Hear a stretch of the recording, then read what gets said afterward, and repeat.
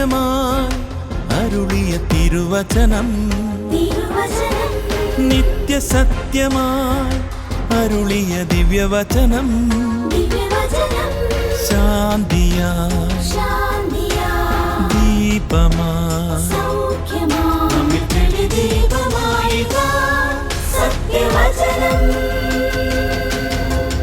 വിടുതലായി രക്ഷയായി സത്യവചനം സത്യം സത്യമാ സത്യം സത്യമാ സത്യം സത്യമാ സത്യം സത്യമാ.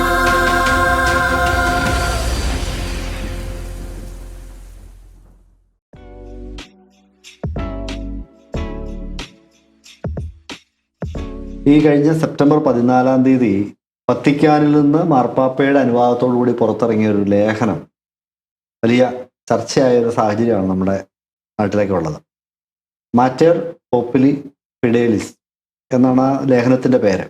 മദർ ഓഫ് ദ ഫെയ്ത്ത്ഫുൾ, വിശ്വസ്തരുടെ മാതാവ് എന്ന ആ ലേഖനത്തിൽ പ്രധാനമായിട്ടും ചർച്ച ചെയ്യുന്നത് കാലാകാലങ്ങളായി മാതാവിന് നൽകിയിട്ടുള്ള വിവിധ സ്ഥാനങ്ങൾ, പേരുകൾ, അതിൻ്റെ പ്രസക്തി, അതിൻ്റെ വേദശാസ്ത്രപരമായിട്ടുള്ള അടിസ്ഥാനം, ഇന്നത് നമുക്ക് ആവശ്യമാണോ അല്ലയോ എന്നൊക്കെയുള്ള ചോദ്യങ്ങളാണ് ആ ലേഖനം ചർച്ച ചെയ്യുന്നത്.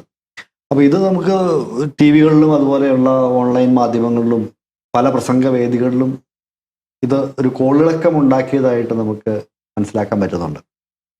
ചില അച്ഛന്മാർ തന്നെ ഇതിന് അനുകൂലമായിട്ടും പ്രതികൂലമായിട്ടും ഒക്കെ സംസാരിക്കാൻ നമുക്ക് കാണാൻ സാധിച്ചിട്ടുണ്ട്. ഈ സാധാരണക്കാരായ വിശ്വാസികളെ സംബന്ധിച്ച് അവർക്ക് പലർക്കും ആശങ്ക ഉണ്ടാക്കിയിട്ടുണ്ട്. ഇത്രയും നാൾ നമ്മൾ വിശ്വസിച്ച് വന്ന കാര്യങ്ങൾ മാർപ്പാപ്പ തന്നെ അത് ആവശ്യമില്ല എന്ന് പറയുമ്പോൾ ഇനി എന്ത് ചെയ്യുമെന്നൊരു ചോദ്യം സാധാരണക്കാരെ മാതാവിനെ സംബന്ധിച്ച് സത്യങ്ങളാവുമ്പോൾ അത് വലിയ വിഷയമാണ്. നമ്മുടെ ഈ കാലഘട്ടത്തിൽ ഈ മരിയഭക്തി വളരെ വർദ്ധിച്ചു വരുന്ന ഒരു കാലഘട്ടമാണ്. ഒരുപക്ഷെ യേശുവിനെ കുറിച്ച് ഉള്ളതിനേക്കാൾ കൂടുതൽ, ഈശോയെക്കുറിച്ച് പറയുന്നതിനേക്കാൾ കൂടുതൽ ആളുകൾ പറയുന്നതും പ്രസംഗിക്കുന്നതൊക്കെ മാതാവിനെ കുറിച്ചുള്ള ഭക്തിയാണോ എന്ന് സംശയിക്കേണ്ടിയിരിക്കുന്നു. അതിനൊരു കാരണം ഞാൻ വിചാരിക്കുന്നത് ഈ മരിയൻ ധ്യാന കേന്ദ്രങ്ങളുടെ വളർച്ചയാണ്. ധ്യാന കേന്ദ്രങ്ങളാണ് അത് പലപ്പോഴും. ധ്യാന കേന്ദ്രങ്ങൾ ഈ അടുത്ത നാളിലാണല്ലോ വരുന്നതെന്ന് പറഞ്ഞാൽ 1960 ശേഷമാണ് ഇവിടെ അങ്ങനെയുള്ളതായിരിക്കുന്ന കാര്യങ്ങൾ. എന്നാൽ അതിനേക്കാൾ ഉപരി എനിക്ക് തോന്നുന്നത് ഈ മാതൃഭക്തി, ഒരു മാതാവ് എന്ന് പറയുമ്പോഴത്തേക്കും ആളുകളുടെ ഉള്ളിലേക്ക് വരുന്നതെന്ന് വെച്ചാൽ അമ്മയ്ക്കൊരു പ്രത്യേകമായിരിക്കുന്ന ഒരു സ്ഥാനം, ആ ഒരു സ്ഥാനത്തിന്റെ ഒരു പ്രത്യേകതയാണെന്ന് തോന്നുന്നത്. അങ്ങനെ മാതൃത്വത്തിനുള്ള വൈകാരിക ആ ബന്ധവും ആ ഒരു ഇഴയെടുപ്പവും ഈ ഭക്തിയോട് ഉയർത്തി വെക്കുമ്പോഴാണ് ഇതൊരു വലിയ ശക്തമായിട്ടുള്ള വിശ്വാസമായിട്ട് ആളുകളിൽ പരിണമിക്കുന്നത്. അതെ, ഈ ആദ്യകാല സഭയുടെ ചരിത്രവും രേഖകളും ഒക്കെ നമ്മൾ പരിശോധിക്കുമ്പോൾ മാതാവിനെ കുറിച്ചുള്ള ഭക്തി ക്രമേണ ഡെവലപ്പ് ചെയ്തു വന്ന ഒരു ആശയമാണ് എന്ന് നമുക്ക് കാണാൻ പറ്റും. അതായത് തിരുവെഴുത്തുകളാണ് ഏറ്റവും പ്രധാനപ്പെട്ടത്, അഥവാ വചനമാണ് ഏറ്റവും നമുക്ക് പ്രധാനപ്പെട്ടത്. ക്രിസ്തീയ വിശ്വാസത്തിൻ്റെ അടിസ്ഥാനമായിട്ടും അടിത്തറയായിട്ടും നിൽക്കേണ്ടത് വചനമാണ്. അപ്പോൾ വചനത്തോടുള്ള ബന്ധത്തിൽ ചേർത്ത് വെച്ച് നമ്മുടെ വിശ്വാസ വിഷയങ്ങൾ നമ്മൾ പരിശോധിക്കുമ്പോൾ ഈ മാതാവിന് നൽകിയിട്ടുള്ള പല സ്ഥാനങ്ങളും പേരുകളും യോഗ്യമാണോ, അത് എത്രത്തോളം നമുക്ക് അംഗീകരിക്കാൻ കഴിയും എന്നതൊരു പ്രസക്തമായ ചോദ്യമാണ്. അല്ല, ആ ചോദ്യമാണ് ഇപ്പോൾ വത്തിക്കാൻ ഉയർത്തുന്നത്. അതെ, മേറ്റർ പോപ്പുലി ഫിഡലി എന്നുള്ള ആ ഒരു ലേഖനത്തില് മാതാവിന് കൊടുത്തിട്ടുള്ള ചില സ്ഥാനങ്ങൾ ആണ് ചോദ്യം ചെയ്യപ്പെട്ടത്. ഈ മാറ്റർ പോപ്പുലി ഫിഡലിസ് എന്ന് പറയുന്ന ലേഖനം വായിച്ചാൽ നമുക്ക് വളരെ അതിശയം തോന്നുന്ന രീതിയിലുള്ള പ്രസ്താവനകൾ അതിനകത്തുണ്ട്. ഈ അതിശയം തോന്നുന്ന ഞാൻ പറഞ്ഞത് ഈ മാതാഭക്തി, മാതാവിനോടുള്ള ഭക്തിയും മാതാവിനോടുള്ള ആദരവും മാതാവിനെക്കുറിച്ചുള്ള ഈ പ്രയോഗങ്ങളും ഒക്കെ സർവ്വസാധാരണമായിട്ട് എല്ലാവരും അംഗീകരിച്ചിരിക്കുന്ന ഒരു പശ്ചാത്തലത്തിൽ അതിൽ നിന്ന് വളരെ വ്യത്യസ്തമായിട്ടുള്ള ഒരു ടോണാണ് ഈ മാറ്റർ പോപ്പുലി ഫിഡലിസ് എന്ന് പറയുന്ന ലേഖനത്തിനകത്ത് വത്തിക്കാൻ എഴുതിയിരിക്കുന്നത്. അതിനകത്ത് ചില കാര്യങ്ങളൊന്നും നമുക്കൊന്ന് ചർച്ച ചെയ്താലോ? തീർച്ചയായിട്ടും അതിനെക്കുറിച്ച് നമുക്ക് ചർച്ച ചെയ്യാം. ഒന്നാമതായിട്ട് അവർ പറയുന്നൊരു കാര്യം, ആ ലേഖനത്തിൽ പറയുന്നൊരു കാര്യം, ഈ കോ റിഡംട്രിക്സ് എന്ന് പറയുന്ന ഒരു സ്ഥാനപ്പേര്, സഹരക്ഷക. അതെ, മലയാളത്തിൽ സഹരക്ഷക എന്ന് പറയും. അപ്പോൾ മാതാവിനെ സഹരക്ഷക എന്ന് വിളിക്കുന്നത് സംബന്ധിച്ചുള്ള വത്തിക്കാൻ്റെ ഒരു തിരുത്തലാണ് ഇതിനകത്തുള്ളത്. ആ ഒരു സ്ഥാനപ്പേര് ഉപയോഗിക്കുന്നത് ശരിയല്ല എന്ന് തന്നെയാണ് വത്തിക്കാൻ ഇപ്പോൾ പറയുന്നത്. ഈ ഒരു പ്രയോഗത്തെ സംബന്ധിച്ച് ഒരു വേദശാസ്ത്ര അടിത്തറ ഉണ്ടോ എന്ന് നമുക്ക് പരിശോധിക്കുന്നത് നല്ലതാണ്. തിരുവെഴുത്തുകളുടെ ഒരു അടിസ്ഥാനം ഉണ്ടെന്ന് പരിശോധിക്കുന്നത് നല്ലതാണ്. അതുപോലെ ആദ്യകാല സഭ, പിന്നീട് വന്ന സഭയുടെ പിതാക്കന്മാരൊക്കെ ഇതിനെക്കുറിച്ച് പഠിപ്പിച്ചിരിക്കുന്നത് എന്താണ് എന്നൊക്കെ ഒന്ന് ചർച്ച ചെയ്യുന്നത് തീർച്ചയായിട്ടും എല്ലാവർക്കും പ്രയോജനമായിരിക്കും. ആദ്യ നൂറ്റാണ്ടുകളിൽ അതിനെക്കുറിച്ച് എന്തെങ്കിലും പരാമർശങ്ങൾ നമുക്ക് കാണാനായിട്ട് സാധിക്കുന്നില്ലല്ലോ. ആദ്യ 3 നൂറ്റാണ്ടുകളിൽ അതിനെക്കുറിച്ച് പ്രത്യേക പരാമർശങ്ങളൊന്നും ഇല്ലെന്നാണ്. അതായത് ഈ നിക്കിയ സൂനകദോസിന് മുമ്പുള്ള ഒരു പിതാക്കന്മാരും മറിയത്തെ സഹരക്ഷക എന്ന നിലയിൽ കണ്ടതായിട്ട് നമുക്ക് അവരുടെ ഒരു എഴുത്തുകളിലും നമുക്ക് കാണാനായിട്ട് സാധിക്കുന്നില്ല. AD 325 നിക്കിയ സൂനകദോസ്. അല്ല, നിഖ്യയ്ക്ക് ശേഷവും അങ്ങനെ പിതാക്കന്മാർ എഴുതിയിട്ടില്ല. പിന്നീട് എനിക്കൊന്ന് ആദ്യമായിട്ട് ഇങ്ങനെ ഒരു വിഷയത്തിൽ ഒരു ശ്രദ്ധേയമായ പരാമർശം നടത്തിയത് ബെർണാഡ് ഓഫ് ക്ലെയർവോക്സ് ആണ്. 12-ാം നൂറ്റാണ്ടിലാണ് അദ്ദേഹം ഈ സഹരക്ഷക എന്നുള്ള ഒരു പ്രയോഗമൊക്കെ ഉപയോഗിക്കുന്നത്. 12 അല്ല 13-ാം നൂറ്റാണ്ടെന്ന് വേണേൽ പറയാം. പറയാം. അങ്ങനെയാണ്. പിന്നീടാണ് അത് യഥാർത്ഥത്തിൽ അത് 19-ാം നൂറ്റാണ്ടിലാണ് അവസാനമാകുമ്പോഴാണ് 19-ാം നൂറ്റാണ്ട് അവസാനമാകുമ്പോഴാണ് ഈ ഒരു വിശ്വാസ സംഹിത ഇത്രയധികം ജനസമ്മതിയിലേക്ക് വരികയും ജനങ്ങളുടെ ശ്രദ്ധയിലേക്ക് വരികയും ജനങ്ങൾ അത് അംഗീകരിക്കത്തക്ക രീതിയിലേക്ക്. പക്ഷെ അതിനിടയ്ക്ക് ഒരു പ്രധാനപ്പെട്ട കാര്യം, ഒരു ഒബ്സർവേഷൻ നമുക്ക് പറയാനുള്ളത്, ഈ മാതാവ് സഹരക്ഷക എന്നുള്ള ഈ ഒരു പദവി അല്ലെങ്കിൽ ആ ഒരു വിഷയം കത്തോലിക്ക സഭയുടെ ഒരു വിശ്വാസ സത്യമായിട്ട് അവർ പ്രഖ്യാപിച്ചിട്ടില്ല. ഒരിക്കലും അങ്ങനെ പ്രഖ്യാപിച്ചിട്ടില്ല. അത് വളരെ പ്രധാനപ്പെട്ട ഒരു കാര്യമാണ്. അതായത് ഈ വിശ്വാസ സത്യമായിട്ട് പ്രഖ്യാപിക്കുക എന്ന് പറയുന്നതും ഒരു ചർച്ചിന്റെ ഒരു ടീച്ചിങ് എന്ന് പറയുന്നതുമായിട്ട് വ്യത്യാസമുണ്ട്. വിശ്വാസത്യമായിട്ട് പ്രഖ്യാപിച്ചാൽ പിന്നെ അത് വിശ്വസിക്കാതിരിക്കാനായിട്ട് നിവൃത്തിയില്ല. അത് അവരുടെ രക്ഷയുമായിട്ട് ബന്ധപ്പെട്ട കാര്യങ്ങളാണ്. എന്നാൽ വിശ്വാസ സത്യമായിട്ട് പ്രഖ്യാപിക്കാത്ത ഒരു വിഷയത്തെ സംബന്ധിച്ച് അത്ര കടുംപിടുത്തം പിടിക്കേണ്ട കാര്യം വാസ്തവത്തിൽ വിശ്വാസികൾക്കില്ല, അതിനൊരു ബാധ്യത വിശ്വാസികൾക്കില്ല. അപ്പോൾ ആ രീതിയിലാണ് നമ്മളതിനെ മനസ്സിലാക്കേണ്ടത്. അല്ല, യഥാർത്ഥത്തിൽ ഈ വിഷയം വളരെ പ്രധാനപ്പെട്ടാണ്. ഇത് വീണ്ടെടുപ്പുമായിട്ട് ബന്ധപ്പെട്ടതാണ്. ഇത് ഒരു മനുഷ്യന്റെ വീണ്ടെടുപ്പ് ആര് ചെയ്യുന്നു എന്നുള്ളത് അവന്റെ നിത്യതയെ ബാധിക്കുന്ന ഒരു കാര്യമാണ്. ഞാൻ എൻ്റെ നിത്യത സ്വർഗത്തിലാണോ മരണശേഷം നരകത്തിലാണോ ചെലവഴിക്കുന്നത് ഞാൻ എൻ്റെ വീണ്ടെടുപ്പിനെ ആശ്രയിച്ചാണ് ഇരിക്കുന്നത്. തീർച്ചയായിട്ടും. അപ്പോൾ അതുമായിട്ട് ബന്ധപ്പെട്ട വിഷയമായതുകൊണ്ട് ഇത് വളരെ പ്രാധാന്യമുള്ളതാണ്. ഈ സഹരക്ഷക എന്ന പ്രയോഗം കൊണ്ട് കത്തോലിക്ക സഭ എന്താണ് ഉദ്ദേശിക്കുന്നത്, അല്ലെങ്കിൽ ഇത്രയും കാലം പഠിപ്പിച്ചിരുന്നത് എന്താണ് എന്നൊരു കൃത്യമായ ഒരു നിർവചനം പറയാൻ സാധിച്ചാൽ നല്ലതായിരിക്കും. അതിൽ അവരുടെ ഔദ്യോഗികമായിട്ടുള്ള പുസ്തകങ്ങൾ നമുക്കൊന്ന് കത്തോലിക്ക സഭയുടെ മതബോധന ഗ്രന്ഥം catechism of the Catholic church എന്ന് പറയുന്ന ഈ പുസ്തകമുണ്ട്. ആ പുസ്തകത്തിൽ അവർ അതിനെക്കുറിച്ച് അവരുടെ ആശയം പറഞ്ഞിട്ടുണ്ട്. അതിൽ 250-ാമത്തെ പേജിലാണ് പറഞ്ഞിരിക്കുന്നത്. ഞാനത് ഒന്ന് വായിച്ചു കേൾപ്പിക്കാം. അങ്ങനെ പരിശുദ്ധ കന്യക തൻ്റെ വിശ്വാസത്തിൻ്റെ തീർത്ഥയാത്രയിൽ മുന്നേറുകയും തൻ്റെ പുത്രനുമായുള്ള ഐക്യം കുരിശുവരെ വിശ്വസ്തതാപൂർവം കാത്തു സൂക്ഷിക്കുകയും ചെയ്തു. അവിടെ ദൈവിക പദ്ധതിക്കനുസൃതമായി തൻ്റെ ഏകജാതനോടൊപ്പം അവിടുത്തെ സഹനത്തിൻ്റെ തീവ്രത സഹിച്ചുകൊണ്ട് നിന്നു.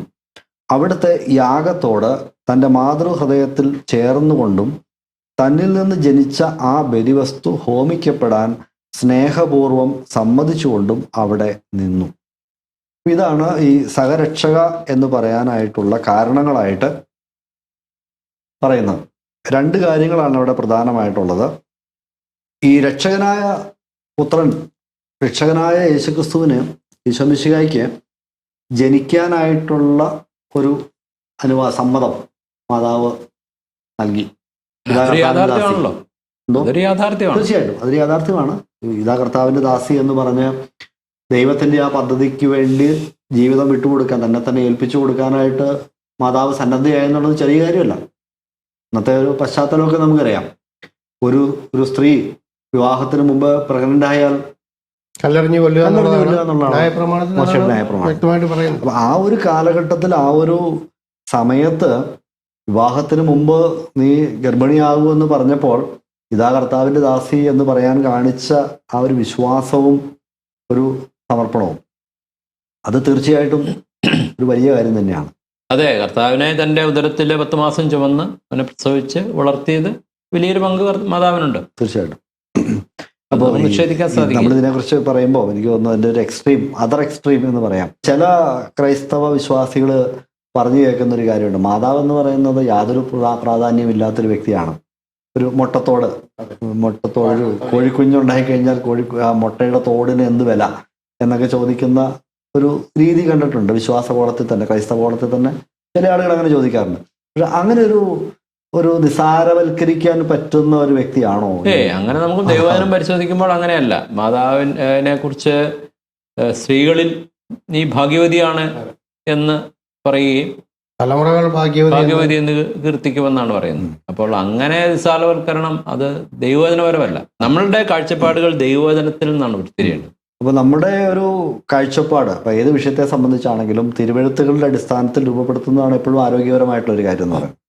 അപ്പോൾ തിരുവെഴുത്തുകളുടെ അടിസ്ഥാനത്തിൽ ഇപ്പോൾ മാതാവ് ഏറ്റവും ഭാഗ്യവതിയാണെന്ന് തിരുവെഴുത്ത് പറഞ്ഞാൽ അത് തന്നെയാണ് നമ്മൾ വിശ്വസിക്കേണ്ടത്, സ്ത്രീകളിൽ ഭാഗ്യവതി. അതുപോലെ തന്നെ ഈ എലിസബത്ത് മാതാവിനെ കുറിച്ച് പറയുന്ന ഒരു പ്രസ്താവന വളരെ സൂക്ഷിച്ച് പറയേണ്ട ഒരു പ്രസ്താവനയാണ്, സൂക്ഷിച്ച് മനസ്സിലാക്കേണ്ട ഒരു പ്രസ്താവനയാണ്. എൻ്റെ കർത്താവിൻ്റെ അമ്മ എൻ്റെ അടുക്കൽ വരുവാനുള്ള ഭാഗ്യം എനിക്ക് എങ്ങനെ ഉണ്ടായി. അപ്പോൾ കർത്താവിൻ്റെ അമ്മ എന്നത് വിശദീകരിച്ച ദൈവത്തിൻ്റെ അമ്മ എന്ന് തന്നെയാണ് ആ വാക്കിൻ്റെ പ്രയോഗത്തിൻ്റെ അർത്ഥം എന്ന് പറയുന്നത്. അപ്പോൾ ആ പ്രയോഗത്തെ എങ്ങനെയാണ് നമ്മൾ മനസ്സിലാക്കേണ്ടത്? ഇതൊരു വിഷയമാണ്. എന്ന് പറയുന്ന ആ ഒരു ആശയം, അത് ഈ തെയോട്ടോക്കോസ് എന്നുള്ള ആ ഒരു പ്രയോഗം 431 എഫെസോസ് സുനകദോസിൽ രൂപപ്പെട്ട ഒരു പ്രയോഗമാണ്. അതെ അതെ, നെസ്തോറിയൻ പാഷണ്ഡതയുടെ പശ്ചാത്തലത്തിൽ. നെസ്തോറിയൻ പാഷണ്ഡതയെ ഖണ്ഡിക്കാനായിട്ട് അവർ പറഞ്ഞു. പക്ഷെ അവരൊരു കാര്യം എടുത്തു പറഞ്ഞു, ഇതൊരു വിളിയാണ്, ഇതൊരു സംജ്ഞ മാത്രമായിരിക്കണം, അല്ലാതെ അതിനപ്പുറത്തേക്ക് പോയി ദൈവത്തിന് അമ്മയുണ്ട് എന്ന് പറയരുത് എന്ന് പ്രത്യേകം കൗൺസിൽ പറഞ്ഞു വെച്ചു. അല്ല, അവിടെ കർത്താവിന്റെ അമ്മയെന്ന് എലിസബത്ത് പറയുമ്പോൾ കർത്താവ് നമുക്കറിയാം അത് അവിടെ ഗ്രീക്കിലെ കുരിയോസ് എന്നുള്ള വാക്കാണ്, അല്ലെങ്കിൽ എബ്രായ ഭാഷയിലാണെങ്കിൽ അഡോണായി, യഹോവ. തീർച്ചയായിട്ടും അത് എൻ്റെ കർത്താവിൻ്റെ അമ്മ, എൻ്റെ ദൈവത്തിൻ്റെ അമ്മ എന്ന് പറഞ്ഞത് ഒരു യാഥാർത്ഥ്യമാണ്.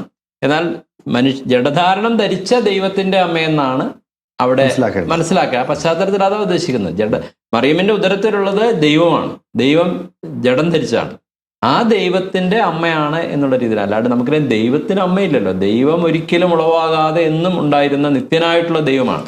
ത്രിയേക ദൈവത്തിന് അമ്മയോ അല്ലെങ്കിൽ അങ്ങനെ ഒരു സംശയം നമുക്ക് ചേർത്ത് വെക്കാൻ സാധിക്കുകയില്ല. ത്രിയേക ദൈവത്തിന് തന്നെയല്ല, ഈ ത്രിത്വത്തിൽ രണ്ടാമനായ പുത്രൻ എന്ന് പറയുന്ന വ്യക്തി, ഈ പുത്രനും നിത്യനാണ്, നിത്യപുത്രനാണ്. യോഹന്നാന്റെ സുവിശേഷം 1-ാം അധ്യായത്തിന്റെ 1-ാമത്തെ വാക്യത്തിൽ 1, 2, 3 വാക്യങ്ങളിൽ യോഹന്നാൻ ശ്ലീഹ പറയുന്നത് അതാണല്ലോ, ആദിയിൽ വചനം ഉണ്ടായിരുന്നു, വചനം ദൈവത്തോടു കൂടിയായിരുന്നു, വചനം ദൈവമായിരുന്നു. ഈ യോഹന്നാന്റെ സുവിശേഷത്തിൽ തന്നെ 8-ാം അധ്യായത്തിൽ 58-ാമത്തെ വാക്യത്തില് കർത്താവ് പറയുന്നൊരു പ്രസ്താവന, അത് യഹൂദന്മാരുടെ ഇടയിൽ ഒത്തിരി വിവാദം ഉണ്ടാക്കി. അബ്രാഹാമിന് മുമ്പേ ഞാനുണ്ട് എന്ന് പറയുന്നത്. അപ്പം മറിയത്തിന് മുമ്പേ ഉള്ളവനാണ് യേശുക്രിസ്തു, അല്ലെ? മാതാവിന് മുമ്പേ യേശുക്രിസ്തു ഉണ്ട്, ഈശോമിശിഹയുണ്ട്. അപ്പോൾ മറിയത്തിന് മുമ്പേ ഉള്ള ഈശോമിശിഹ, മാതാവിന് മുമ്പേ ഉള്ള ഈശോമിശിഹയുടെ അമ്മ എന്ന് പറയുമ്പം അത് ഈ ദൈവത്തിൻ്റെ അമ്മ എന്ന് പറയുന്ന ആ പ്രയോഗം ശരിയായി മനസ്സിലാക്കിയില്ലെങ്കിൽ ആശയക്കുഴപ്പമുണ്ടാകും. അങ്ങനെ ഒരു പ്രയോഗം സഭാചരിത്രത്തിലെ എഫെസോസ് കൗൺസിൽ പറയാനുള്ള ഒരു ചരിത്ര പശ്ചാത്തലമുണ്ട്, എടുത്തു പറയാനുള്ളത്.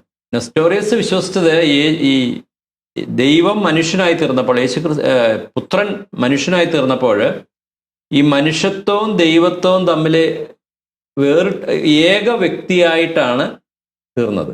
ഏക വ്യക്തി സംയോഗം എന്നുള്ള ആ ഒരു സത്യത്തെ നെസ്റ്റോറിയസ് അംഗീകരിച്ചില്ല.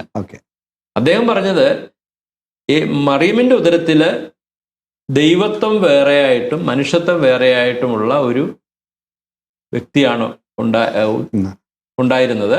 അതിൽ ഈ മനുഷ്യത്വത്തിന്റെ മാതാവാണ്, മനുഷ്യനായ യേശുക്രിസ്തുവിന്റെ മാതാവാണ് യേശുക്രിസ്തു. അദ്ദേഹം പറഞ്ഞത് ഈ ദൈവം എന്നല്ല ക്രിസ്തു എന്നാ പറയേണ്ടത്. അതെ അതെ. അപ്പൊ ക്രിസ്തുവിനെ വഹിച്ചവൾ എന്ന അർത്ഥത്തിൽ ക്രിസ്റ്റോ ടോക്കോസ് എന്ന് ഉപയോഗിക്കണം എന്ന്. അപ്പൊ മറിയത്തിന്റെ ഉദരത്തിൽ ഉരുവായത് ക്രിസ്തുവാണ്, ദൈവമല്ല. പക്ഷെ ഇത് ദൈവ മനുഷ്യനാണ്, ദൈവത്വവും മനുഷ്യത്വവും ഒരുമിച്ച് ചേർന്ന ഏക വ്യക്തിയാണ്. ആ വ്യക്തിക്ക് 2 പ്രകൃതിയുണ്ട്, മനുഷ്യപ്രകൃതിയുണ്ട്, ദൈവപ്രകൃതിയുണ്ട്. എന്നാൽ ഇത് ഏക വ്യക്തിയാണെന്ന് സമ്മതിക്കാത്ത നെസ്റ്റോറിയൻ ദുരുപദേശത്തിനെ ഖണ്ഡിക്കുവാനായിട്ട്, അത് വിശ്വാസികൾക്ക് മനസ്സിലാകാനായിട്ട് ഈ മറിയം തന്റെ ഉദരത്തിൽ വഹിച്ചത് ദൈവത്തെയാണ്. അങ്ങനെ അവള് ദൈവത്തെ വഹിച്ചവൾ അഥവാ തെയോട്ടോക്കോസ് എന്നുള്ള പേര്. മറിയയുടെ ഉദരത്തിൽ ഉരുവായ ഈ വ്യക്തി പൂർണ്ണ ദൈവമാണ് എന്ന് ഉറപ്പിക്കാൻ വേണ്ടിയാണ് എഫെസോസിലെ കൗൺസിൽ തെയോട്ടോക്കോസ് എന്ന വാക്ക് ഉപയോഗിച്ചത്. അല്ല, തെയോട്ടോക്കോസ് മരിയോളജി അല്ല ചർച്ച ചെയ്തത്, അത് നമ്മൾ മനസ്സിലായി. ക്രിസ്റ്റോളജിയാണ് ചർച്ച ചെയ്തത്. ക്രിസ്തു വിജ്ഞാനീയമാണ് ചർച്ച ചെയ്തത്. മറിയ വിജ്ഞാനിയും അല്ല അവിടെ ചർച്ച ചെയ്തത്. അപ്പൊ യേശു ക്രിസ്തുവിന്റെ ദൈവത്വത്തെ താൻ ഒരു ദൈവ മനുഷ്യനാണ് എന്നുള്ളത് ഊന്നി പറയുവാനായിട്ടാണ് ആ പ്രയോഗം ഉപയോഗിച്ചത്. അങ്ങനെ വന്നത്. അപ്പൊ ആ പ്രയോഗത്തെ നമ്മൾ ഈ മാതാവിനെ കുറിച്ചുള്ള ഒരു ഉപദേശം സ്ഥാപിക്കാനായിട്ട് നമുക്ക് എടുക്കാനായിട്ട് പറ്റില്ല. അത് ക്രിസ്തുവിനെ കുറിച്ചുള്ള ഒരാശയം, ക്രിസ്തുവിന്റെ ദൈവത്വം തന്നെയല്ല, പിതാക്കന്മാർ ഈ ഒരു അപകടം മനസ്സിലാക്കിയിട്ടാണ് അവർ പറഞ്ഞത് ഇതൊരു വിളിയാണെന്ന് ഓർത്തോണം, ഒരിക്കലും ദൈവത്തിന് അമ്മയുണ്ട് എന്ന നിലയിൽ ചിന്തിക്കരുത് എന്നാണ് അവർ പറഞ്ഞത്. അത് ശ്രദ്ധിക്കാതെയാണ് ഈ പല ആളുകളും കാര്യങ്ങളുടെ ഒരു പശ്ചാത്തലത്തിൽ നിന്നുകൊണ്ടുള്ള ഒരു പഠനം നടത്താതെയാണ് പല ആശയങ്ങളും സ്വീകരിക്കുന്നത്, വിശ്വസിക്കുന്നത്. പിന്നീട് വന്ന കാലഘട്ടത്തിലേക്ക് നമ്മൾ നോക്കിയാൽ നമ്മൾ ബെർണാഡ് ഓഫ് ക്ലെയർവോക്സിന്റെ കാലത്തെക്കുറിച്ച് പറഞ്ഞു, 12-13 നൂറ്റാണ്ടുകളുടെ കാര്യം പറഞ്ഞു. അപ്പോൾ ആ സമയത്തൊക്കെ ഒരു തിയോളജിക്കൽ ഡോക്ട്രിനായിട്ട് പഠിപ്പിച്ചു എന്നതിനേക്കാൾ ഇത് അവരുടെ ഒരു ഭക്തിയുടെ ഒരു പ്രകടനമായിട്ടും അവരുടെ സ്നേഹത്തിന്റെ ഒരു പ്രകടനമായിട്ടും അങ്ങനെയാണ് ചില പാട്ടുകളിലൊക്കെയാണ് ആദ്യമായിട്ട് ഇത് വന്നത്. അപ്പൊ ഒരു കവി ഭാവനയിൽ ഭക്തി പ്രകടിപ്പിക്കുന്നതിന് ഉപയോഗിച്ച ഒരു പ്രയോഗം എന്നുള്ള നിലയിലാണ് വരുന്നത് അല്ലേ. പക്ഷെ പിന്നീട് വന്ന കാലഘട്ടത്തിലേക്ക് വന്നപ്പോഴത്തേക്കും ചില മാർപ്പാപ്പമാർ തന്നെ, പ്രത്യേക ഉദാഹരണമായിട്ട് പറഞ്ഞാൽ ജോൺ പോൾ രണ്ടാമന്റെ എഴുത്തുകളിലും അദ്ദേഹത്തിന്റെ പഠിപ്പിക്കലുകളിലും അദ്ദേഹം 11 പ്രാവശ്യത്തോളം ഈ കോ റിഡംട്രിക്സ്, സഹരക്ഷക എന്നുള്ള പ്രയോഗം മാതാവിന് വേണ്ടി ഉപയോഗിച്ചിട്ടുണ്ട്. പക്ഷെ അത് ഒരു വിഡ്ഢിത്തരമാണ് എന്നാണ് ഈ ഫ്രാൻസിസ് മാർപ്പാപ്പ അതിനെക്കുറിച്ച് പറഞ്ഞത്. അപ്പൊ ഈ ജോൺ പോൾ രണ്ടാമൻ വിശുദ്ധനാണ്, അപ്പൊ അദ്ദേഹം പറഞ്ഞ കാര്യം തെറ്റായിരുന്നു എന്നാണ് ഈ പദവി മാറ്റുമ്പോൾ നമുക്ക് കാണാനായിട്ട് സാധിക്കുന്ന ഒരു കാര്യം. ഈ സാർ അവിടെ ഒരു വിരോധാഭാസം നമ്മൾ കാണുന്നില്ലേ? അതായത് ഒരു മാർപ്പാപ്പ തെറ്റാവരമുള്ളതായിരിക്കുന്ന ആളെന്ന് പറയുന്ന, അതും വിശുദ്ധനായിട്ട് പ്രഖ്യാപിച്ച ഒരാള് പറഞ്ഞ കാര്യം ഇപ്പോൾ തെറ്റാണ്, അല്ലെങ്കിൽ അങ്ങനെ നമുക്ക് പറയാനായിട്ട് സാധിക്കുകയില്ല. ഒരർത്ഥത്തിൽ പറഞ്ഞാൽ നമുക്ക് സന്തോഷമാണ്, കാരണം തിരുവചനത്തിലേക്കുള്ള ഒരു തിരിച്ചുവരവായിട്ടാണ് കാണാനായിട്ട് കഴിയുന്നത്. നമ്മൾ ഈ ചർച്ച ചെയ്യുന്ന ഈ മാറ്റർ പോപ്പുലി ഫിഡലിസ് എന്ന് പറയുന്ന ഈ ലേഖനത്തിൽ ചില ഭാഗങ്ങളൊക്കെ ഒന്ന് ഒരുപക്ഷെ വായിക്കുന്നത് നല്ലതായിരിക്കും. ലേഖനത്തിൽ ചില മാർപ്പാപ്പമാര്, ജോൺ പോൾ രണ്ടാമൻ മാർപ്പാപ്പ ഉൾപ്പെടെയുള്ള ആളുകൾ ഈ ഒരു ടൈറ്റിൽ ഉപയോഗിച്ചപ്പോൾ അത് സംബന്ധിച്ച് പറയുകയാണ്, some popes have used this title coredemptrix without elaborating much on its meaning. ഇതിന്റെ അർത്ഥം എന്താണെന്ന് വിശദീകരിക്കാതെയാണ് ഇവരതൊരു പ്രയോഗമായിട്ട് ഉപയോഗിച്ചത് എന്ന് പറയുന്നു. പിന്നീട് രണ്ടാം വത്തിക്കാൻ കൗൺസിലിൽ സംഭവിച്ചത്, second Vatican council refrained from using the title for dogmatic, pastoral and ecumenical reasons.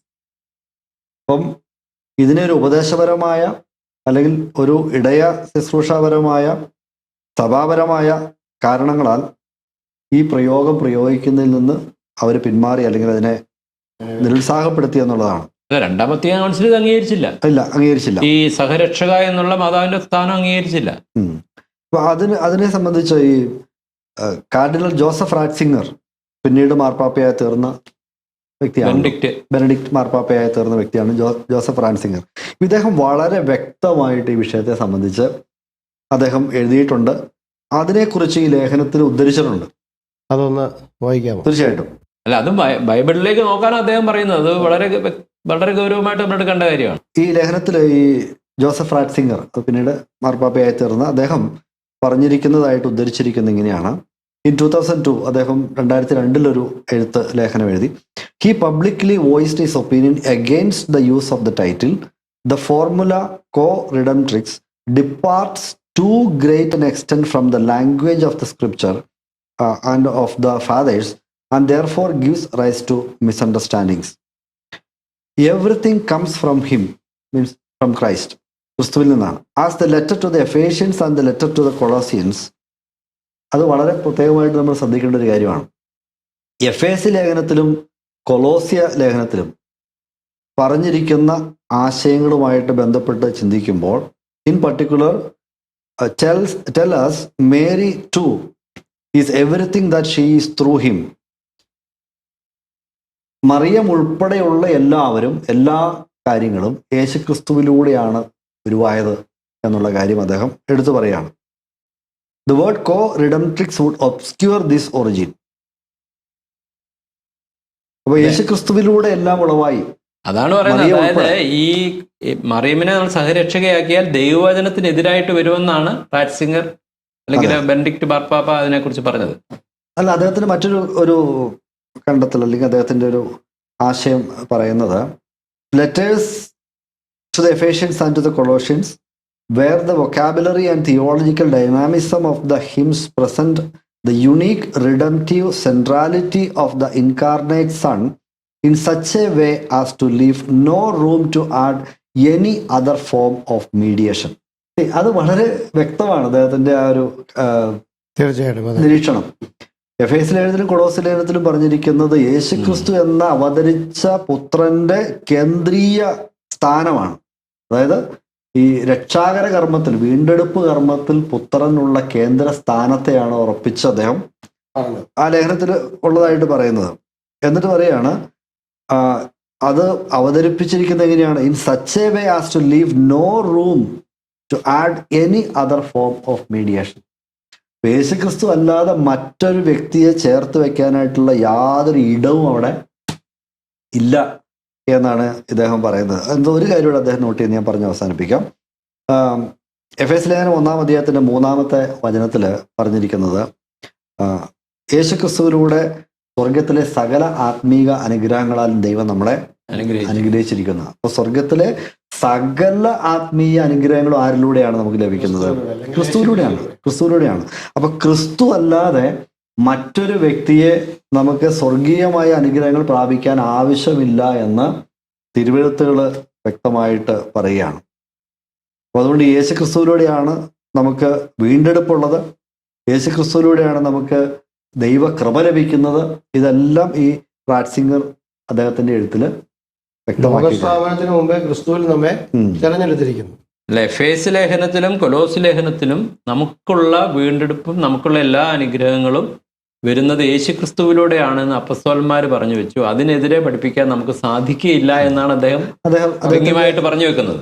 ഇത് തന്നെയാണ് ദൈവവചനം നമ്മൾ പറയുന്നത്. അതായത് ദൈവവചനത്തിലെ നമ്മൾ തിരുവഴുത്തിന്റെ പരിശോധിച്ച് നോക്കിയാൽ 1-ാം നൂറ്റാണ്ടിലെ സഭയും ഇത് തന്നെയാണ് ചെയ്തത്. അപ്പസ്തോലനായിട്ടുള്ള പൗലോസ് ബെരോവയിലെ സഭയിൽ അവിടെ പോയി പ്രസംഗിക്കുമ്പോൾ അവിടെ അത് കേട്ട വിശ്വാസികൾ എന്താ ചെയ്തത്? പൗലോസ് പറഞ്ഞത് തിരുവെഴുത്ത് തന്നെ ഉള്ള കാര്യങ്ങൾ തന്നെയാണോ എന്ന് അവർ ദിനം പ്രതി തിരുവെഴുത്തുകളെ പരിശോധിച്ചു എന്നാണ് നമ്മൾ മനസ്സിലാക്കുന്നത്. അപ്പോൾ ദൈവവചനത്തിലെ ഭക്തന്മാർ എല്ലാ കാലത്തും ചെയ്തുകൊണ്ടിരുന്നത് അവർ കേൾക്കുന്ന വിശ്വാസങ്ങൾ ദൈവവചനത്തിന് വെളിപ്പെടുത്തപ്പെട്ട ദൈവത്തിന്റെ വചനത്തിന് ബൈബിളിൽ നിരക്കുന്നതാണോ, ബൈബിൾ പറഞ്ഞ കാര്യങ്ങൾ തന്നെയാണോ പ്രസംഗിക്കുന്നത് എന്ന് അവർ എപ്പോഴും ഉറപ്പുവരുത്തുമായിരുന്നു. അപ്പൊ അദ്ദേഹം പറഞ്ഞതാണ്, ഈ റട്സിംഗർ പറഞ്ഞതാണ്, എഫേസ്യ ലേഖനത്തിലും കൊലോസ്യ ലേഖനത്തിലും പറയുന്നത് യേശുക്രിസ്തുവിന്റെ വീണ്ടെടുപ്പിന്റെ കേന്ദ്രീയതയാണ്. അതിനോട് ചേർത്ത് വെക്കുവാനായിട്ട് ഒരു മനുഷ്യനെയും അനുവദിക്കാൻ പാടില്ല. അതുകൊണ്ട് ഒരു സഹരക്ഷക എന്നുള്ള സ്ഥാനം മാതാവിന് കൊടുക്കുവാനായിട്ട് സാധിക്കുകയില്ല എന്നാണ് പറഞ്ഞു വെച്ചത്. അതാണ് ഇപ്പോൾ തിരുവെഴുത്തുകളിൽ പറയുന്ന ആശയങ്ങൾക്ക് വ്യത്യസ്തമായിട്ട് നമ്മൾ വിശ്വസിക്കുമ്പോൾ അത് നമുക്ക് സേഫ് ആണോ? തീർച്ചയായിട്ടും അല്ലല്ലോ. കാരണം കർത്തൃത്വങ്ങളാകട്ടെ, വാഴ്ചകളാകട്ടെ, അധികാരങ്ങളാകട്ടെ സകലവും അവൻ മുഖാന്തരവും അവങ്കിലേക്കുമാകുന്നു എന്ന് പറഞ്ഞു. എല്ലാം അവൻ മുഖാന്തരം അല്ലെങ്കിൽ കർത്താവായ യേശു മുഖാന്തരം, ഈശോ മിശിഹ മുഖാന്തരമാണ് സകലതും നമുക്ക് ലഭ്യമായിരിക്കുന്നത്. അതിന് വേറെ ആരും കാരണമല്ല. തിരുവെഴുത്തുകളിൽ വെളിപ്പെടുത്തിയിട്ടുള്ള സത്യങ്ങളിൽ നിന്ന് വ്യത്യസ്തമായിട്ട് നമ്മളൊരു കാര്യം പറയുമ്പോൾ, അത് നമ്മുടെ ഭക്തി കൊണ്ടോ മറ്റെന്തും കൊണ്ടോ ആയിക്കോട്ടെ, പറയുമ്പോൾ അതിനകത്ത് ഒരു അപകടം ഉണ്ടെന്നാണ് ഞാൻ മനസ്സിലാക്കുന്നത്. അതിൻ്റെ കാരണം എന്ന് പറയുന്നത്, നമുക്ക് ദൈവത്തിൻ്റെ മുമ്പിൽ നിൽക്കേണ്ട ഒരു ദിവസമുണ്ട്, ന്യായവിധിയുണ്ട്. ആ ന്യായവിധിയുടെ ദിവസത്തിൽ ദൈവം നമ്മളെ വിധിക്കാനായിട്ട് പോകുന്നത് കാനോൻ നിയമങ്ങൾ അനുസരിച്ചല്ല. യോഹന്നാന്റെ സുവിശേഷം 12:48 തിരുവചനത്തില് കർത്താവ് പറയുന്നത്, എൻ്റെ വചനം കൈക്കൊള്ളാതെ എന്നെ തള്ളിക്കളയുന്നവനൊരു ന്യായവിധിയുണ്ട്. ഞാൻ സംസാരിച്ച വചനം തന്നെ ഒടുക്കത്തെ നാളിൽ ന്യായം വിധിക്കുന്ന. അപ്പം നമ്മളെ ദൈവം ന്യായം വിധിക്കുന്നത് ഈ വചനത്തിന്റെ അടിസ്ഥാനത്തിലാണെങ്കിൽ, വചനം പറയുന്നത് തന്നെ വിശ്വസിക്കുന്നതല്ലേ നമുക്ക് സുരക്ഷിതത്വം. അല്ലെ, യേശു ക്രിസ്തു ഏക മധ്യസ്ഥനുള്ളതെന്നുള്ള കാര്യം അപ്പസ്തോലന്മാർ പ്രസംഗിച്ച് യാഥാർത്ഥ്യം തന്നെയില്ല. അതില് പത്രോസ് പ്രസംഗിക്കും. ഉദാഹരണം ഏകരക്ഷകനായിട്ട് പത്രോസ് പറയുന്നത് ഇങ്ങനെയാണ്, മറ്റൊരുത്തനും രക്ഷയില്ല, നാം രക്ഷിക്കപ്പെടുവാൻ ആകാശത്തിന് കീഴിൽ മനുഷ്യരുടെ ഇടയിൽ നൽകപ്പെട്ട വേറൊരു നാമവും ഇല്ല. അപ്പസ്തല പ്രവൃത്തികളിൽ നമ്മൾ 4-ാം അധ്യായത്തിൽ അത് വായിക്കുന്നുണ്ട്. അപ്പം മറ്റൊരുത്തൻ രക്ഷയില്ല. പൗലോസ് ഫിലിപ്പിയിലെ ജയിലറോട് എന്താ പറഞ്ഞത്? കർത്താവായ യേശു ക്രിസ്തു വിശ്വസിക്കാൻ നീ നിന്റെ കുടുംബവും രക്ഷ പ്രാപിക്കുമെന്നാണ്. അപ്പം യേശു ക്രിസ്തു തന്നെ പറഞ്ഞത് എന്താണ്? ഞാൻ തന്നെ വഴിയും സത്യവും ജീവനുമാകുന്നു, എന്നിലൂടെ കടക്കുന്നവൻ എന്നിലൂടെ അല്ലാതെ ആരും പിതാവിന്റെ അടുക്കലേക്ക് എത്തുന്നില്ല, എന്നോട് കടക്കുന്നവൻ രക്ഷ പ്രാപിക്കും. 6-ാമത്തെ വചനം 14:6 6 പറയുന്നത് അങ്ങനെയാണ്. യേശുക്രിസ്തുവിന്റെ ജനനത്തില് മത്തായി സുവിശേഷം തന്നെ അതിനെക്കുറിച്ച് യോസഫിന് കൊടുക്കുന്ന ഒരു നിർദ്ദേശമായിട്ട് നമ്മൾ കാണുന്നത് എങ്ങനെയാണ്, അവൻ തൻ്റെ ജനത്തെ അവരുടെ പാപങ്ങളിൽ നിന്ന് രക്ഷിക്കാൻ ഇരിക്കുന്നത് കൊണ്ട് അവന് യേശു എന്ന് പാപങ്ങളിൽ നിന്ന് രക്ഷിക്കാനിരിക്കുന്നത് അവനാണ്. അവനെന്ന യേശുവാണ്. അതുകൊണ്ടാണ് യേശു എന്ന പേര് കൊടുത്തത്. യേശുവ. യേശു ക്രിസ്തു തന്നെ പറഞ്ഞല്ലോ, എന്നിൽ വിശ്വസിക്കുന്നവൻ മരണത്തിൽ നിന്ന് ജീവനിലേക്ക് കടന്നിരിക്കുന്നു എന്നാണ്. കർത്താവിൽ വിശ്വസിക്കുന്ന ഒരു മനുഷ്യൻ ആ നിത്യരക്ഷ കർത്താവ് ഉറപ്പ് കൊടുക്കുകയാണ് ചെയ്തത്. അപ്പോൾ ആ വീണ്ടെടുപ്പ് വേലയിലേക്ക് വേറൊരാളെ ചേർത്ത് വെക്കുവാനായിട്ട് ദൈവവചനം നമുക്ക് അനുവാദം തരുന്നില്ല. ഇനി ഇത് ഈ റാറ്റ്സിംഗറിന്റെ എഴുത്തിൽ അദ്ദേഹം സൂചിപ്പിച്ച മറ്റൊരു കാര്യം, മാതാവിന് ഈ വിഷയത്തെക്കുറിച്ച് ഒരു അഭിപ്രായം പറയാൻ ഒരു അവസരം കിട്ടിയാൽ, അതായത് ഈ സഹരക്ഷക എന്ന് മാതാവിനെ വിളിക്കുന്നത്, അതിനെക്കുറിച്ച് മാതാവിന് ഒരു അഭിപ്രായം പറയാൻ അവസരം കിട്ടിയാൽ മാതാവിന് അത് ഇഷ്ടപ്പെടില്ല എന്നാ പറയുന്നത്. അപ്പൊ ഞാനത് ആ ഭാഗം ഒന്ന് വായിച്ചേപ്പിക്കാം. റാറ്റ്സിംഗർ അല്ല, ഫ്രാൻസിസ്, അതിനുശേഷം വന്ന ഫ്രാൻസിസ് മാർപ്പാപ്പ പറയുന്ന ഒരു കാര്യമാണ്. ഓൺ അറ്റ്ലീസ്റ്റ് 3 occasions, 3 അവസരങ്ങളിൽ എങ്കിലും ഈ ഫ്രാൻസിസ് പാപ്പ ഇതിനെക്കുറിച്ച് അഭിപ്രായം പറഞ്ഞിട്ടുണ്ട്. Expressed his clear opposition to using the title coredemptrix. അദ്ദേഹം ഈ സഹരക്ഷക എന്നുള്ള ആ ഒരു പേര് മാതാവിന് വേണ്ടി ഉപയോഗിക്കുന്നതിനെ കുറിച്ച് അദ്ദേഹം എതിർത്തിട്ടുണ്ട്. ആർഗ്യൂയിങ് ദാറ്റ്, അദ്ദേഹത്തിന്റെ വാദം എന്താണ്, Mary never wish to appropriate anything of her son for herself. പുത്രന് അവകാശപ്പെട്ട ഏതെങ്കിലും ഒരു കാര്യം ഒരിക്കലും മറിയം തനിക്ക് തന്നെ വേണ്ടി എടുത്തിട്ടില്ല എന്നതാണ്. She never presented herself as co saviour. മാതാവിന്റെ വാക്കുകൾ നമുക്ക് വചനത്തിൽ അധികമില്ല എങ്കിലും ഉണ്ട്. ആ വാക്കുകളിൽ ഒരിടത്ത് പോലും മാതാവ് അവകാശപ്പെടുന്നില്ല ഞാനും കൂടിയാണ് ഈ രക്ഷ നിർവഹിക്കുന്നത്. രക്ഷാകര കർമ്മത്തില് മാതാവിന് എന്തെങ്കിലും പങ്കുള്ളതായിട്ട് പറഞ്ഞിട്ടില്ല. എന്നിട്ട് അദ്ദേഹം പറയാണ്, never presented herself as a co saviour, no a disciple എന്ന് പറഞ്ഞാൽ she herself presented as a disciple. ഒരു ശിഷ്യ, യേശുക്രിസ്തുവിനെ അനുഗമിക്കുന്ന ഒരു വ്യക്തി എന്ന നിലയിലാണ് മാതാവ് തന്നെ പ്രസന്റ് ചെയ്തിരിക്കുന്നതാണ്. ഇതിലൂടെ our lady did not want to take away any title from Jesus. നമ്മുടെ ഭാഗ്യവതിയായ ഈ മാതാവ് യേശുക്രിസ്തുവിന്റെ ഒരു സ്ഥാനവും എടുക്കാനായിട്ട് ആഗ്രഹിച്ചില്ല. She did not ask for herself to be a quasi redeemer or a coredeemer. ഒരിക്കലും ഈ സഹരക്ഷക എന്നുള്ള സ്ഥാനം ആവശ്യമില്ല. Christ is the only redeemer. There are no coredeemers with Christ.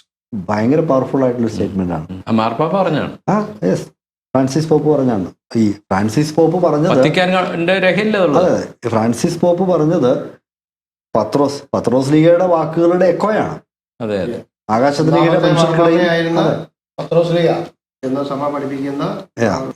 കീഴെ മനുഷ്യർക്കിടയിൽ മറ്റൊരു നാമവും നൽകപ്പെട്ടിട്ടില്ല. യേശുക്രിസ്തു മാത്രമാണ് രക്ഷകൻ. There are no co-redeemers with Christ. For the sacrifice of the cross offered in a spirit of love and obedience presents the most abundant and infinite satisfaction. ഇത് ക്രൂശിലെ യേശുക്രിസ്തുവിന്റെ പാപപരിഹാര യാഗത്തിന്റെ സമ്പൂർണതയും മതിയായ്മയും, sufficiency of that work on cross, അത് അദ്ദേഹം എടുത്തു പറഞ്ഞു. ഇങ്ങോട്ടല്ലേ വാസ്തവത്തിൽ നമ്മുടെ വിശ്വാസം വരേണ്ടത്. കർത്താവ് ക്രൂശിൽ കിടന്ന് പറഞ്ഞാൽ നിവൃത്തിയായെന്ന് പറയുമ്പോൾ മനുഷ്യന്റെ രക്ഷയ്ക്ക് വേണ്ടതെല്ലാം കർത്താവ് പൂർത്തിയാക്കി.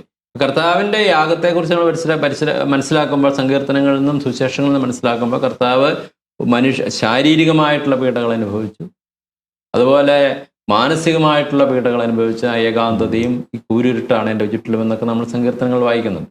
അതുപോലെ തന്നെ നമ്മൾ കാണുന്നത് കർത്താവ് ദൈവവുമായിട്ടുള്ള വേർപാട്, ആത്മീകമായിട്ടുള്ള ഒരു വലിയ ഒരു പീഡനം. അതാണ് ഒരുപക്ഷെ നരകത്തെ നരകമാക്കുന്നത് ദൈവത്തിന്റെ അസാന്നിധ്യമാണ്. ഒരു സൃഷ്ടിക്ക് സൃഷ്ടിതാവിലാണ് ജീവിക്കാൻ പറ്റില്ല. അത് നമുക്കറിയാവുന്ന, ഇവിടെ ദൈവത്തിന്റെ സൂര്യപ്രകാശവും മഴയും വായുവും ഒന്നും ഇല്ലാതെ ഒരു സൃഷ്ടിക്ക് ഇവിടെ സർവൈവ് ചെയ്യാൻ സാധിക്കില്ല. അത് ആ സൃഷ്ടിതാവുമായിട്ട് സമ്പൂർണമായിട്ട് വേർപെട്ടു പോകുന്ന അവസ്ഥയാണ് നരകശിക്ഷ എന്നുള്ളത്.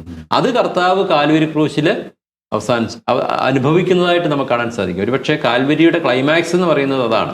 കർത്താവ് ഒരിക്കലും, അല്ലെങ്കിൽ തൻ്റെ വേദനയുടെ മുമ്പിൽ ഒരിക്കലും കരയാത്ത കർത്താവ് കാൽവരി സംഭവത്തിൽ കർത്താവ് കരയുന്നത് പിതാവ് കൈവിട്ടപ്പോഴാണ്. എൻ്റെ ദൈവമേ നീ എന്നെ കൈവിട്ടതെന്ന്. അവിടെ സംഭവിച്ചത് മനുഷ്യനായി തീർന്ന ക്രിസ്തുവിനെ ദൈവം കൈവിടുകയാണ്. ഒരു പാപി ദൈവവുമായിട്ട് വേർപെടുന്ന, സൃഷ്ടാവുമായിട്ട് വേർപെടുന്ന ആ വേദന ഈ ലോകത്തിൽ വെച്ച്, ഈ ജഡത്തിൽ കർത്താവ് അനുഭവിച്ചു. അത് ആർക്കും പങ്കുവയ്ക്കുവാനായിട്ട് കഴിയുന്ന വേദനയല്ല, ഒരു സൃഷ്ടിക്ക് സാധ്യമല്ല. ഇങ്ങനെ നമുക്കത് കുറച്ചൊരു വിശദീകരിച്ച് പറഞ്ഞാൽ, മനുഷ്യൻ പാപം ചെയ്തപ്പോൾ ദൈവത്തിൽ നിന്ന് വേർപെട്ടു പോയി. ഏദനിൽ സംഭവിച്ചൊരു കാര്യമാണ്. മനുഷ്യവർഗം മുഴുവനും വേർപെട്ടു പോയി. ആദമിൽ നിന്ന് ജനിക്കുന്ന ഓരോ മനുഷ്യരും ദൈവത്തിൽ നിന്ന് വേർപെട്ടവരായിട്ട് ഇരിക്കുന്നു. പാപം ദൈവത്തിനെയും മനുഷ്യനും തമ്മിൽ അകറ്റിയിരിക്കുന്നു. ഈ പാപത്തിന് പരിഹാരം വരുമ്പോൾ മാത്രമാണ് മനുഷ്യന് ദൈവസന്നിധിയിലേക്ക് ചെല്ലാനായിട്ട് സാധിക്കുകയുള്ളൂ. അത് ദൈവം സാധ്യമാക്കിയത് യേശുക്രിസ്തു എന്ന ദൈവപുത്രന്റെ പാപപരിഹാര യാഗത്തിലൂടെയാണ്, ക്രൂശിലെ ആ ഒരു ബലിമരണത്തിലൂടെയാണ്. ആ ക്രൂശിലെ ബലിമരണം കൂടാതെ ഒരു രക്ഷാകര പരിപാടി ദൈവത്തിനില്ല. വാസ്തവമാണല്ലോ. അപ്പൊ അതുകൊണ്ടാണ് പൗലോസ്ലീഹ കൊരിന്തോസുകാർക്ക് എഴുതുമ്പോൾ 1-ാമത്തെ ലേഖനം 2-ാം അധ്യായത്തിൽ പറയുന്നുണ്ട്, യേശുക്രിസ്തുവിനെ, ക്രൂശിക്കപ്പെട്ട യേശുക്രിസ്തുവിനെ അല്ലാതെ മറ്റൊന്നും അറിയാത്തവനായി നിങ്ങളുടെ ഇടയിൽ ഇരിക്കണമെന്ന് ആഗ്രഹിച്ചു. അദ്ദേഹം പറയാണ്, യഹൂദന്മാർ അടയാളം അന്വേഷിക്കുന്നു, യവനന്മാർ, ഗ്രീക്കുകാര് ജ്ഞാനം അന്വേഷിക്കുന്നു, ഞങ്ങളോ ക്രൂശിതനായ യേശുക്രിസ്തുവിനെ പ്രസംഗിക്കുന്നു. അപ്പോൾ ഈ ക്രൂശിതനായ ഈശോ മശീഹ എന്നുള്ളതാണ് രക്ഷയുടെ കേന്ദ്രം എന്ന് പറയുന്നത്. അപ്പൊ ഈ ക്രൂശിൽ മരിച്ചതും 3-ാം നാൾ ഉയർത്തെഴുന്നേറ്റതും യേശു മാത്രമാണ്, യേശു മശീഹ മാത്രമാണ്. അതിലൂടെയാണ് രക്ഷ. പക്ഷെ ഇങ്ങനെ ഈ ഒരു ഉപദേശം വരാനുള്ള ഒരു കാരണമുണ്ട്. അതായത് ശിമോന്റെ കർത്താവായ യേശുക്രിസ്തു ഒരു ശിശുവായിരിക്കുമ്പോൾ ലൂക്കോസ് സുവിശേഷം 2-ാം അധ്യായത്തില് പ്രവാചകനായ ശിമോന്റെ മുമ്പിൽ ദൈവാലയത്തിൽ യേശുക്രിസ്തുവിനെ സമർപ്പിക്കുമ്പോൾ ശിമോൻ നടത്തുന്നൊരു പ്രവചനമാണ്, നിന്റെ പ്രാണനിലൂടെ ഒരു വാള് കടക്കുമെന്ന്. അപ്പൊ അതാണ് ഈ യേശുക്രിസ്തുവിന്റെ പീഡകളില് സഹിക്കുന്നയാളായിട്ട് മാതാവ് ഉണ്ടെന്ന് പറയാനായിട്ടുള്ള ഒരു പശ്ചാത്തലമായിട്ട് ഉപയോഗിക്കുന്നത്. നമ്മൾ മതബോധന ഗ്രന്ഥത്തിൽ വായിച്ചപ്പോൾ അതാണ് യഥാർത്ഥത്തിൽ. പക്ഷെ അവിടെ ശിമോൻ നടത്തുന്ന ആ പ്രവചനം എന്നുള്ളത്, ഒരു മാതാവ് എന്ന നിലയിൽ ഒരമ്മ തൻ്റെ മകൻ ഈ ലോകത്തിൽ ഏറ്റവും ക്രൂരമായ വിധത്തിൽ കൊല്ലപ്പെടുന്നത് കണ്ടു നിൽക്കേണ്ട അവസ്ഥയിൽ അവൾക്കുണ്ടാകുന്ന മാനസിക വ്യഥയെക്കുറിച്ചാണ്. അത് നീ അനുഭവിക്കേണ്ടി വരും. കർത്താവിന്റെ കാൽവരിയെക്കുറിച്ചുള്ള ഒരു പ്രവചനം, അതാണ് ശിമോൻ നടത്തിയത്. ഈ യേശുക്രിസ്തു അനുഭവിച്ച തീവ്രമായ ആ വേദന, ആ തീവ്രമായ വേദന എന്നത് കേവലം ശാരീരികമായ ഒരു വേദനയും മാനസികമായിട്ടുള്ള ഒരു വേദനയും മാത്രമല്ല. നമ്മൾ നേരത്തെ പറഞ്ഞത് മറ്റൊരാൾക്ക് പങ്കുവെക്കാൻ കഴിയുന്ന ഒരു വേദനയല്ല അത്. അതിന്റെ കാരണം ഈ മാതാവിനുണ്ടായ വേദന, നമ്മുടെ മക്കളെ നമ്മുടെ മുമ്പിൽ ഇട്ട് ആരെങ്കിലും അടിച്ചാൽ നമുക്ക് ചങ്കുകൂട്ടി പോകില്ല. അതെ, വളരെ ക്രൂരമായിട്ടുള്ള വേദന. അപ്പൊ അത് കണ്ടു നിൽക്കാറുണ്ട് ഒരമ്മയ്ക്കും സാധാരണ കണ്ടു നിൽക്കുകയാണെന്നുള്ളതാണ്. അത് നടക്കേണ്ടി വരും. പക്ഷെ ഒരു കാര്യം അവിടെ ഉള്ളത് നമ്മൾ മനസ്സിലാക്കേണ്ടത്, ഇപ്പോൾ മാതാവ് എത്രമാത്രം വേദന സഹിച്ചു എന്ന് പറഞ്ഞാലും യേശുക്രിസ്തു സഹിച്ച വേദനയുടെ ഡയമെൻഷൻ വളരെ വ്യത്യാസമുണ്ട്. അവിടെ നമ്മൾ മനസ്സിലാക്കേണ്ടത് എന്താണ്? പരിശുദ്ധനായ ദൈവപുത്രൻ, ഒരു പാപവും ഇല്ലാത്തവൻ, ലോകത്തിലുള്ള സകല മനുഷ്യരുടെയും പാപങ്ങൾ ചുമത്തപ്പെട്ടവനായിട്ടാണ് അവിടെ നിൽക്കുന്നത്. അതുകൊണ്ടാണ് പത്രോസ് പറയുന്നത്, അതെ, അവൻ നമ്മുടെ പാപങ്ങളെ ചുമന്നുകൊണ്ട് ഈ യെശയ്യാ പ്രവാചകൻ യെശയ്യാവ് പറയുന്നൊരു കാര്യം അതാണ്. 53-ാം അധ്യായത്തിന്റെ 5-6 വാക്യങ്ങളിൽ കർത്താവായ ദൈവം നമ്മുടെ എല്ലാവരുടെയും അകൃത്യങ്ങളെ അവന്റെ മേൽ ചുമത്തി എന്നാണ്. അപ്പോൾ ഒന്ന് ആലോചിച്ച് നോക്കിയേ, പാപം ഒന്നും ചെയ്യാത്തൊരു മനുഷ്യൻ, കുറ്റമൊന്നും ചെയ്യാത്തൊരു മനുഷ്യന്റെ മേല് വളരെ മാരകമായിട്ടുള്ള, വളരെ ലജ്ജാകരമായിട്ടുള്ള കുറ്റങ്ങൾ ചുമത്തുക എന്ന ആ ഒരു ബുദ്ധിമുട്ടല്ല. പാപം ചെയ്യുന്ന നമ്മുടെ മേലെ തെറ്റായിട്ടുള്ള ഒരു ആരോപണം വെച്ചാൽ നമ്മൾ പൊട്ടിത്തെറിക്കുകയാണ്. നമ്മൾ ചെയ്യാത്തല്ല, നമ്മൾ ചെയ്ത കാര്യം അപ്പോഴാണ് ഒരു പാപവും ചെയ്യാത്ത, ഒരു പാപവും ഇല്ലാത്തവന്റെ, പരിശുദ്ധനായവന്റെ മേൽ ലോകത്തിന്റെ പാപം ഇടുക എന്ന് പറയും. ഇതൊരിക്കലും മാതാവ് അനുഭവിച്ചിട്ടില്ല, അനുഭവിക്കില്ല, മാതാവിന് അനുഭവിക്കാൻ പറ്റൂല. അവൻ പാപം ചെയ്തിട്ടില്ല, അവന്റെ വായിൽ വഞ്ചനയൊന്നുമില്ലായിരുന്നു, അവൻ പാപം അറിഞ്ഞിട്ടില്ല. അതായത് ഞാൻ പറഞ്ഞതിന്റെ വിഷയം ഇതാണ്. അതായത് മനുഷ്യവർഗത്തിന്റെ പാപങ്ങൾ ഏറ്റെടുത്തത് യേശുക്രിസ്തു തനിച്ചാണ്. അവൻ ഏകനായി. അതിനകത്ത് മാതാവിന് യാതൊരു സഹനവുമില്ല ആ ഒരു വിഷയത്തിൽ. അത് മാത്രമല്ല, ടോമിച്ചൻ സഹോദരൻ പറഞ്ഞതുപോലെ യേശുക്രിസ്തു കടന്നുപോയത് നരകത്തിന്റെ വേദനയാണ്. ദൈവത്തിൽ നിന്ന് വേർപെട്ട് ശിക്ഷ അനുഭവിക്കുന്ന ആ വേദനയും ഒരിക്കലും മാതാവ് അനുഭവിച്ചിട്ടില്ല. അപ്പൊ മാതാവിന് യേശുക്രിസ്തുവിന്റെ സഹനങ്ങളിൽ ഒരു സഹ റോളുണ്ട്, അല്ലെങ്കിൽ മാതാവും കൂടെ സഹിച്ചു എന്ന് പറയുന്നതിനകത്ത് ഈ അമ്മയുടെ വേദന എന്ന് പറയുന്ന ഒരു എലമെന്റ് ഉണ്ട് എങ്കിലും യേശുക്രിസ്തു പാപികൾക്ക് പകരമായി പാപങ്ങളുടെ പ്രാശ്ചിത്തം ചെയ്തതിനു കൊണ്ട് സഹിക്കേണ്ടി വന്ന സഹനത്തിന്റെ യാതൊരു വിധത്തിലുള്ള ഭാഗവും മാതാവ് ഏറ്റെടുത്തിട്ടില്ല, കഴിയുമില്ല. വത്തിക്കാന്റെ ഈ പ്രഖ്യാപനത്തിൽ വേറൊരു സത്യമുണ്ട്. അതായത് മറിയമിൻ യേശുക്രിസ്തുവിന്റെ വേദനകൾക്ക് റിഡംഷൻ, വീണ്ടെടുപ്പിന്റെ മൂല്യമുണ്ട്. കാരണം ഈ യേശുക്രിസ്തുവും മനുഷ്യനുമായിട്ട് ബന്ധമുണ്ട്. കാരണം സൃഷ്ടാവ് ബന്ധമുണ്ട്. മാതാവ് എത്ര കഷ്ടം അനുഭവിച്ചാലും റിഡംറ്റീവ് വാല്യൂ ഇല്ല. അതാണ് കൗൺസിൽ പറയുന്നത്. അതിന്റെ ഒരു ധ്വനി അതാണ്. കാരണം മാതാവും മനുഷ്യരാശിയായിട്ട് അങ്ങനെ സൃഷ്ടി ബന്ധമില്ല. അവരൊക്കെയും ഈ ദൈവത്തിന്റെ സൃഷ്ടികൾ എന്നേ ഉള്ളൂ, നമ്മളെല്ലാവരും. എന്നാൽ യേശുക്രിസ്തു അനുഭവിക്കുന്നത്, എന്നെ ബാധിക്കുന്നത് യേശുക്രിസ്തുവും ഞാനും തമ്മിൽ സൃഷ്ടിതാവും സൃഷ്ടിയും എന്നുള്ള ബന്ധമുണ്ട്. അപ്പൊ റിഡംറ്റീവ് വാല്യൂ, വീണ്ടെടുപ്പ് മൂല്യം അതിന് വരുന്നത് അതുകൊണ്ടാണ്. സൃഷ്ടിതാവ് സഹിക്കുമ്പോഴാണ് അതിന് വീണ്ടെടുപ്പ് മൂല്യം വരികയും അത് എനിക്കത് ഗുണകരമായിട്ട് തീരുകയും ചെയ്യുന്നു. അപ്പോൾ ഇതെല്ലാം വിരൽ ചൂണ്ടുന്നത് ദൈവവചനത്തിലേക്ക് മടങ്ങിപ്പോവുക എന്നുള്ളതാണ്. നമ്മളുടെ വിശ്വാസവും സംഹിതകളും ആചാരങ്ങളും എല്ലാം ദൈവവചനപ്രകാരമാണോ എന്ന് പുനഃപരിശോധന ചെയ്യുവാനായിട്ടുള്ള ഒരു ആഹ്വാനമാണ് നമുക്ക് ഇപ്പോൾ വത്തിക്കാനിൽ നിന്ന് ഇറങ്ങിയിട്ടുള്ള ഈ ലേഖനത്തിലും അതുപോലെ വത്തിക്കാൻ കൗൺസിലിൻ്റെ ഒക്കെ നിർദ്ദേശങ്ങളിലും നമുക്ക് കാണാനായിട്ട് കഴിയും. തീർച്ചയായിട്ടും നമുക്ക് ഒരു കൺക്ലൂഡ് ചെയ്ത് നമുക്ക് ഇങ്ങനെ പറയാനായിട്ട് സാധിക്കും. അതായത് തിരുവചനം നമ്മൾ പരിശോധിച്ച് നോക്കിയാൽ കാണുന്നത്, അല്ലെങ്കിൽ ആദ്യകാല പിതാക്കന്മാർ അവരുടെ എഴുത്തുകൾ ഒക്കെ പരിശോധിക്കുമ്പോഴും, പിന്നീട് ഇപ്പോഴും നമ്മളീ കണ്ടതുപോലെ തന്നെ ഇപ്പോഴത്തെ മാർപ്പാപ്പന്മാർ പറഞ്ഞിരിക്കുന്ന ആശയങ്ങളും, ഇതെല്ലാം നമുക്ക് ഇങ്ങനെ ഇതിനെക്കുറിച്ച് പറയാനായിട്ട് സാധിക്കും. യേശുവിനെ കർത്താവെന്ന് വായികൊണ്ട് ഏറ്റുപറഞ്ഞ് അവനെ സ്വീകരിക്കുന്ന ഒരാൾക്ക് രക്ഷിക്കപ്പെടുവാനായിട്ട് സാധിക്കുന്നു. അവനെ വിളിച്ചപേക്ഷിക്കുന്ന ഏവനും അവൻ നിത്യജീവൻ പ്രാപിക്കും, അവൻ രക്ഷിക്കപ്പെടുമെന്നാണ് തിരുവെഴുത്തും പറയുന്നത്. അതിലേക്കാണ് നമുക്ക് കാണുന്നത്. കർത്താവിൻ്റെ ജനനത്തിൽ തന്നെ പറഞ്ഞത്, ക്രിസ്തു എന്ന രക്ഷിതാവ് നിങ്ങൾക്ക് വേണ്ടി ദാവീദിൻ്റെ പട്ടണത്തിൽ ജനിച്ചിരിക്കുന്നു എന്ന ആശയമാണ് ഉള്ളത്. അതുകൊണ്ട് യേശു ക്രിസ്തുവിലൂടെ മാത്രമാണ് രക്ഷ. അതിന് ഒരു സഹരക്ഷകയോ അല്ലെങ്കിൽ ഒരു മറ്റു രീതിയിൽ ആരെങ്കിലും ഇൻവോൾവ് ചെയ്തിട്ടില്ല എന്നുള്ളത് തന്നെയാണ് നമുക്ക് മനസ്സിലാക്കുവാനായിട്ട് സാധിക്കുന്നത്. ഇനി അതിനൊരു രസകരമായിരിക്കുന്ന ഒരു കാര്യം നമ്മൾ പറഞ്ഞു കഴിഞ്ഞാൽ, മാതാവിനെ നമ്മൾ സഹരക്ഷയായിട്ട് അങ്ങനെ അംഗീകരിക്കുകയാണെങ്കിൽ യൂദയെയും ആ നിലയിൽ, കാരണം മരണത്തിനൊരു അതെ, അദ്ദേഹം കർത്താവിനെ ഒറ്റിക്കൊടുത്തില്ലായിരുന്നെങ്കിൽ എന്ത് സംഭവിക്കാറുള്ളത് അതല്ല. അപ്പം നമുക്ക് പറയാനായിട്ട് സാധിക്കുന്നത്, ഈ വീണ്ടെടുപ്പിനൊരു കൂട്ടാളി ഇല്ലെങ്കിൽ വീണ്ടെടുപ്പ് നടന്നിട്ടുണ്ട്.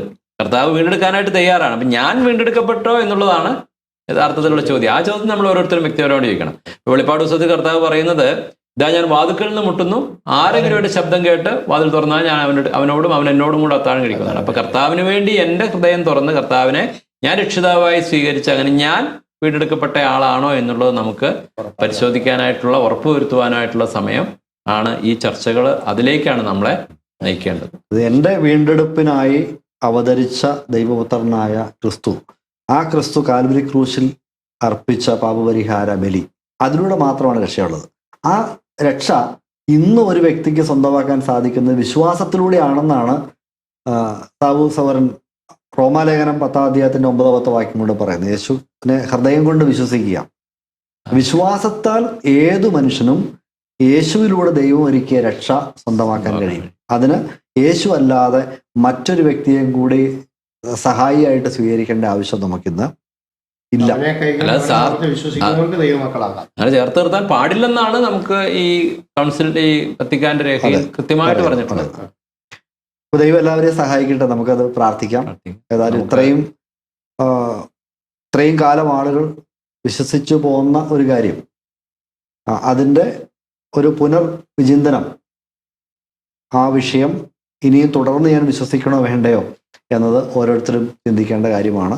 എങ്കിലും നമുക്ക് സേഫായിട്ടുള്ള സ്റ്റാൻഡ് എന്ന് പറയുന്നത് തിരുവെഴുത്തുകൾ പറയുന്ന ആ വിഷയങ്ങൾ അംഗീകരിക്കുക, അത് വിശ്വസിച്ച് മുന്നോട്ട് പോവുക. തീർച്ചയായിട്ടും ആകാശവും ഭൂമി ഒഴിഞ്ഞു പോയാലും ദൈവവചനത്തിലെ ഒരു പ്രഖ്യാപനങ്ങൾക്കും വ്യത്യാസപ്പെടുത്തേണ്ട ആവശ്യം വരില്ല. അപ്പൊ നമുക്ക് വളരെ സുരക്ഷിതമായിട്ടുള്ള ആശ്രയിക്കാൻ കഴിയുന്ന ദൈവവചനത്തിൽ മാത്രമാണ്.